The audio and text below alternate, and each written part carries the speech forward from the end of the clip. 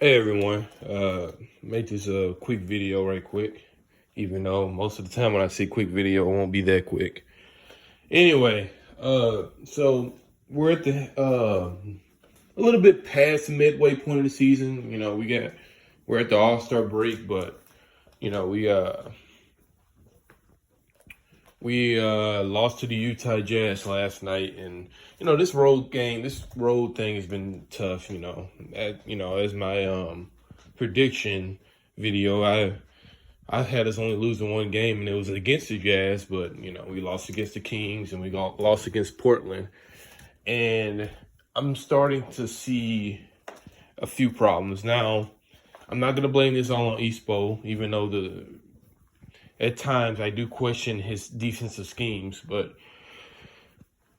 I understand that there are new players on this team, and you have to get acclimated. You got to realize Andre Iguodala is 36 years old, guys. So, you know, it's only so much he can do, especially not playing game. He hasn't played since June, really, guys. So, a guy like that, he's that age. You got to get his legs under him. It's going to probably take him all the way up to at least March, April to be a very good role player for us. So, Jay Crowder has really surprised me. He's done excellent these, last three games for us. I didn't see that from Jay Crowder. I knew he would be a good role player, but he's looking like the Jay Crowder that used to play for the Boston Celtics. He's giving it his all because I believe he respects his organization enough to give it his all. So Jay Crowder has been very valuable. I think Espo should think about starting him at the four, guys, because right now we don't really have a four right now that we really can depend on. Derrick Jones Jr., he's so up and down. You don't know if he's going to bring it one night or if he's not. It just depends on Derrick Jones Jr. He's unpredictable. And I never liked Jerry Jones starting at the four. He's just too small to start at the four. You're going to have big guys, pushing him around. He's more of an energy guy off the bench, and that's what you should use him as. Kendrick Nunn's been having a tough few games, guys. I think he's hit the rookie wall. Every rookie has a rookie wall. Only the great rookies don't really have rookie walls, but the majority of the time, every rookie has a rookie yard. A rookie wall. So, that's what he's hit. He's hit the rookie wall, and I think I think his Achilles still bother him, where he can't get that same lift up he had before pre-Achilles injuries. So his jump shot is just falling flat. So, but you just give him time; he'll be okay. He's a very confident player. That's why I liked him from the start, because he's very confident in himself. Kendrick Nunn will be fine.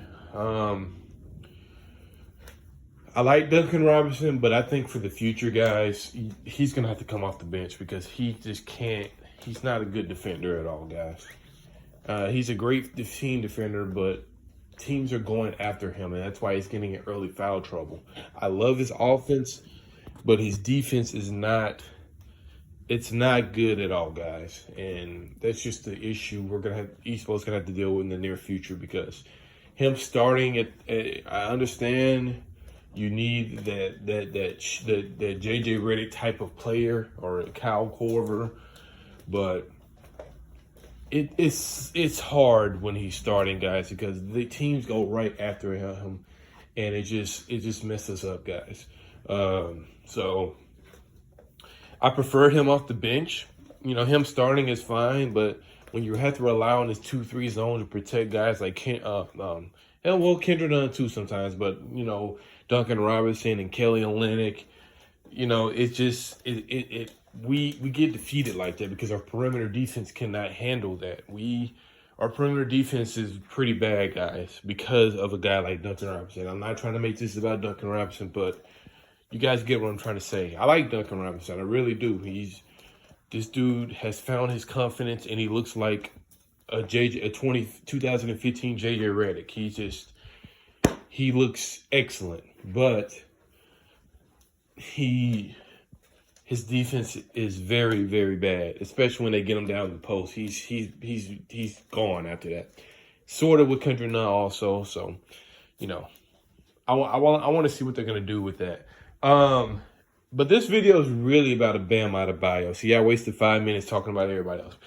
This is not gonna be a quick video. This video is really about Bam Adebayo. I understand what Espo's trying to do with Bam. I understand he's trying to stretch out Bam's potential in every way possible. But man, Bam's going to have to be more aggressive offensively. And I'm not talking about just passing. I like the idea that he's passing, but him being at the high post all the time, guys, is killing us because, A, he's not down there to get an offensive rebound or, just be down there to get rebounds, period. B, he's not down there to post up on offense. We need a post game, guys. We need a guy that can post up. And when you're trying to put Bam at the top of the key, pretty much, or at the high pitch post or elbow, it's just not in his best interest. And it's not in the team's best interest for him to keep running the offense. He has the potential to be a post scorer, guys. He really does. He has the athleticism. He has all of that. You can't let Rudy Gobert outplay you, man, especially offensively. Like, that cannot happen. I understand he had that little posterization on Rudy Gobert, and, that was nasty and all, but, man, I would love to see Bam get down there in the post more. Shoot, work on his J a little bit. His jumper's okay every now and then, but, I need him to work. I need him to be able to work on scoring. I understand he's scoring 15 points per season, but I believe he can do better. And I believe when we need a score, you can't keep depending on Duncan Robinson to bail you out. It's more efficient to score in the post with Bam than to, launch a three from a set from Duncan Robinson. And, Jimmy Butler can only do so much himself offensively. So we need Bam to be more in the post. We need him to, have a quick few go-to post moves, man, because these big men are tearing us up, guys. I'm talking about rebounding and post scoring. Bam is supposed to be doing that. And the way Espo is playing Bam, that's not helping us at all. That's kind of sort of what Espo did with Bosh back then. When Bosh was supposed to be a post player, but you got him out there on the fucking perimeter. And I understand why you did that because of LeBron and Wade. You give them more room and, Bosh stretched the floor out. But you got to have a post man. Son Whiteside tore us up. Rudy Gobert tore us up. And I know Bam's not the greatest center in the league, but Bam is not trash either, man. He's not being played to his full potential. I understand he can pass every now and then, but that shouldn't be his only emphasis on offense. He needs to be able to score down there. And I hope some of you guys agree with me. He needs to be able to score down there. When you don't have Bam not scoring down there, we just look pretty much one-dimensional. We're driving with Jimmy Butler, we're shooting with Duncan Robinson, or Kendrick Nunn or something. We need to be able to have Bam anchor the offense down there too. We need that. I don't care about, big man or being this thing. I don't believe in that shit. I like the way Andre Drummond plays. I love the way he plays because you need a guy he's a bigger version of Dennis Rodman, basically. That, that's better at finishing at the rim. You need a guy like a DeAndre Jordan, a Son Whiteside, Andre Drummond. Hell, Rudy Gobert, even though I don't like him as much. But you need bigs like that. That still exists nowadays. That would never die out. I don't care how much the media tries to push it. So, when you got Bam playing a point center or point forward type of role, it's just like, man, that's not his full potential. I believe if you get him down there and he works on his post game, because he has that size and athleticism. Now, he's not tall, but he has the shoulders and the bulkiness to score down there. It ain't like Bam just some guy that can't score. And hell, man, get him for the mid-range shot, man. Make him face up now. I mean, he got to do more than just pass, Espo. That's my only problem. Change up his role. Put Butler back at the playmaking position. Remember when Butler was getting 10, 12 assists early on this season? Put Butler back in that position. We were doing better when Butler was doing that. We're not doing that great when Bam is pretty much the point guard of the team. We gotta have you gotta have balance, So it's just my thing, you know, for the second half of the season. I want to see more of Bam getting in the post. I don't want to see him always on the pitch post. I mean, he's a big man. You got to have him down there to go crash or go score. You know, I like what Butler's doing, but I want to see the ball in Butler hands more. I want to see him make more because he is the decoy on offense because everyone is suspecting Butler to, when he penetrates, they're expecting him to score. So he gets attention towards him, and then you have guys open. You know, when Bam get the ball, it's a high post, people just expect him to pass. And he's not really a decoy. You need Butler to get the ball back and make him more of the decoy, get him more touches so it can distract the defense and you can lead. You know, a guy like Robinson can be more open naturally. He doesn't have to really work for it. Or, you know, Kendrick Nunn, he's more open naturally. You know what I'm trying to say? Bam Adebayo, he's going to be open more naturally. So, you know, that's just how I feel about it. Kind of how LeBron used to play back in Miami. He still plays like that. But, you know, LeBron's a huge decoy, you know. People are going to expect for LeBron to score, so he's going to pitch it out and pass it to a shooter or a big man, you know. And that's what I want Butler to do again because Butler was doing it early in the season. We were fucking hard to beat that way.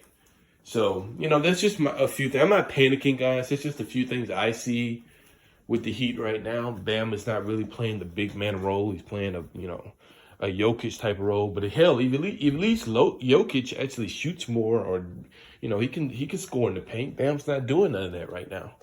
You know, he's just a big ass point guard, and that's not his full potential. He's better than that. You know, I don't mind him getting 5 assists a game, but when he's purely focused on assists and not scoring in the paint, that weakens us offensively. That really does. You know, that's just my thing about it. The 2-3 zone, look, I'm going to say this and then I'm going to end this video because it's clearly not a short video. The 2-3 zone, look, man, Espo, you got Andre Iguodala, you got Jay Crowder. You got 2 more perimeter defenders. Hell, you probably got one of the top perimeter defenders in Iguodala. You don't need to play 2 zone, especially when I was looking at the game last night, there was one possession or a few possessions where they went 2-3 zone and they had Andre Iguodala, Jimmy Butler, Jay Crowder, Derrick Jones Jr., and Bam or Dragic out there at the same time. And I'm like, why are you going 2-3 zone with all these guys that can, you know, move defensively? You know, there's no Duncan Robinson or Kelly Olynyk out here. What are you doing? You know, you don't need to do 2-3 zone when everyone out there on the floor can hold their own man. So little things like that, man, we gotta sharpen up, guys. You know, you can't just use 2-3 zone because you love using it. No, you only use it when it's necessary. Like I said in the other video, with moderation. With moderation, you use the 2-3 zone, especially when you have certain personnel out there on the floor. But that's all I gotta say, guys. You guys tell me what you think. This video's been long enough. But yeah, I just wanted you guys to know how I feel right now about the Heat, as you know, what's going on. I think Bam should get more in the post and focus on scoring more and pass in second. And I think Butler should be the one that's more the facilitator. You know, Butler can still score, but I'm just saying he's more of a decoy than Bam would be offensively. So that's just how I feel, guys. He like for 305 out. Let's get it.